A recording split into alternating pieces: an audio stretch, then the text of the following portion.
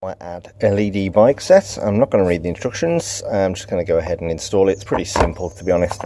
As you can see here, there's a rubber attachment that goes around the rear of your bike. I'll just show you that. So it basically goes around like that, and then you pull this top section around and it sticks on there like one big elastic band. Obviously I need to take this rear reflector off to have enough space, and they're both LED lights, nice and bright. Press it once, it goes on. Press it again, we get this pulsing, nice pulsing red glow. Press it again, it goes off, and it charges around the back here through a standard micro USB connector that a lot of you will be familiar with. There we go. You get two of those cables. I've taken it straight out of the box here, and it's already got some light in there. The front light, as you can see, is quite a big device, but it's also quite bright. This is the middle of the day.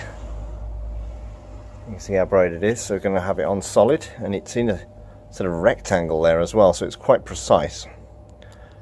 Obviously it's waterproof. That just actually detaches it from there, so you can take it off your bike, take it into the house. So it attaches to the bracket from the rear, and the micro USB charging point is there underneath, and that's all sealed off so it doesn't get wet. Charge it up with your phone charger, and off you go. This stays on the bike, so I'm just going to fit it and we'll see what it looks like. Mention that it can either have it off, on, or blue, which is rather nice. So like a side light almost on a car. It's quite cool, isn't it? So yeah, as I said, that slots in there like that, clicks in, and then you pull this sort of up and it detaches it from that main bracket. I can't do that one-handed, but believe me, it does. So it's designed to let people see you in the dark. So let's see what it looks like on the bike. So step one, we've got the rear section. I've taken the rear reflector off because it was kind of getting in the way on my son's bike. There's just not enough room, so I've taken that off. As he grows, obviously I can put the reflector back on if I wish. I'd advise leaving it on. Now this just stretches around here like that and fits onto there. You're going to be taking this off and on when you need to charge it, so it's relatively easy to fit on there. And as you can see, it's mounted quite well. This is all rubber here, stretchy rubber, and it fits on there nicely like that. You've only really got one setting. I mean, you could maybe stretch it round, but the setting there is fine, and that's going to hold it in place. Stays there very solidly, so you can either have it pulsing, which looks quite cool like that, or you can have it off or on. So that's I've fitted that now, so let's go on to the second part. Right, now as is usual from one of my reviews, I've totally not read the instructions, but it's easy enough. Here's the main fitment here, which may go into focus at some point. The light fits into there like that and slides out there like that.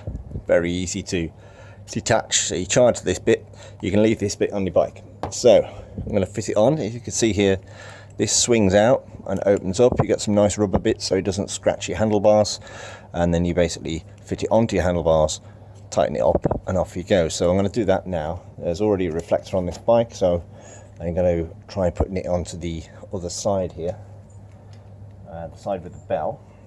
So put that around there, slide that in,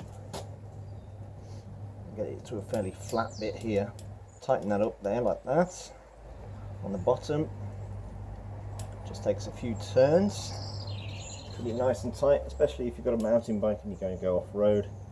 Make sure it's nice and tight, or otherwise you're going to end up with a broken lamp flying off. Right, so that's that on there.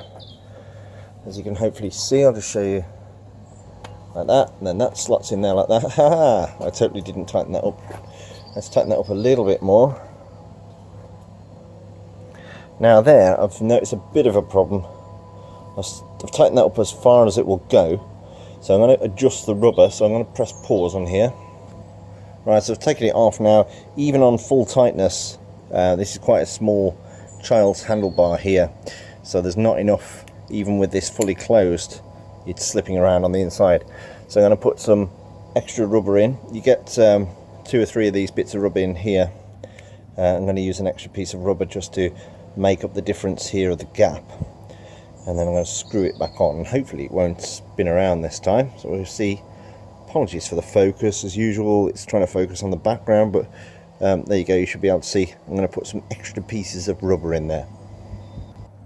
Okay, so put that on now, that's nice and tight, and I just want to show you that you can actually, you have, obviously if your handlebar points in a certain direction, or it's got a bit of an angle on here, you can adjust it so that it points correctly onto the road, so it's not dazzling drivers, etc. So you can maybe point it down a bit, and that is everything. So I'll just show you up close at the LED light itself. Okay, so what I'll just show you around this, I've got some statistics which I'll read out of this very brief manual. It's a 20 lux front light with a 2600 milliamp hour battery inside. Now that battery should keep you going for about 8 hours with the white light on, and it's waterproof IPX4, so this is going to dazzle the camera now, but that's the light itself, nice and bright. And you can go to the blue side light if you just want to be seen, or maybe it's not quite dark enough. You can maybe have that on all the time, just so that people know that you're coming. It is very bright, I must admit. I'll try and show you that. Here you can see that in the distance? That is in the middle of the day, and that is very bright indeed. So that's nice and confident that my son's going to be safe, and he's going to be seen, and he's going to be able to see.